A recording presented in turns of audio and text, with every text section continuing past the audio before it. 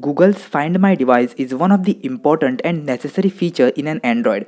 The purpose is to locate your lost or stolen device with just your email address. So let's see how you can secure your device using this feature. But before that, make sure to hit that like button and subscribe for more informative videos like this. Now let's consider my device got stolen or lost.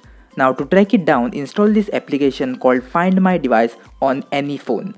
Now here it will show the email addresses.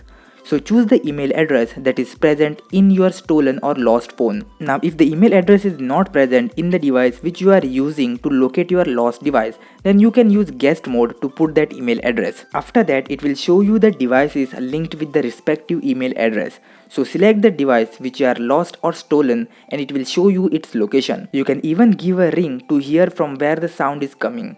And also you can secure your device remotely and display a message on the lock screen, and it will sign out of your Google account, preventing unauthorized access to your personal information. So secure your device with this app, and I'll meet you guys in the next one. Thank you for watching.